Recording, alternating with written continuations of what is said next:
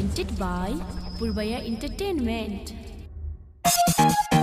छोराया न हमरा घर, छोराया न हमरा घर। अखन अहाँ सब सुन रहल छी पवन पुरवैया के आवाज में। होली है के छोरा हम तके ना कोने घर, छोराया न हमरा घर। होली में कैसे मिले ये तोरा जान गे, भाई बाबा जाना तो लले तो परान गे।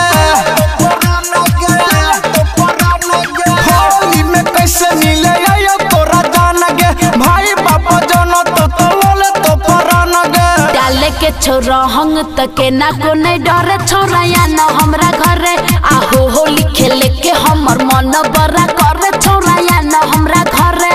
आहो होली में हमरो जवानी खूबे जरे, छोराया न हमरा घरे। या न रे दुलारी रिकॉर्डिंग स्टूडियो जनकपुर धाम नेपाल। होली है छोराया न हमरा घर। दारू पी के भैया सुतल ओने करे, डर से सुटकल छै हमर पिचकारी, हमर पिचकारी, हमर पिचकारी। दारू पी के भैया सुतल ओने करे। डर से सुटकल छै हमर पिचकारी। डाहिल के रंग चली जाइए खरे खरे, छोराया न हमरा घरे। आहो होली खेले के हमर मन बड़ी करे, छोराया न हमरा घरे। आहो होली में हमरो जवानी खूबे जरे, छोराया न हमरा घरे। या न रे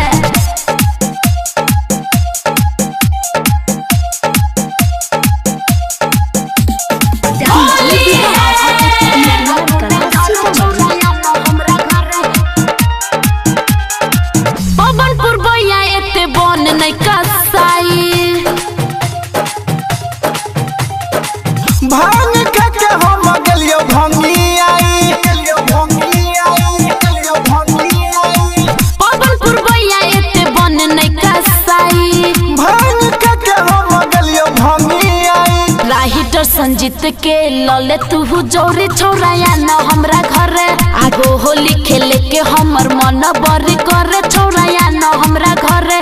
आहो होली में हमरो जवानी खूबे जरे, छोराया न हमरा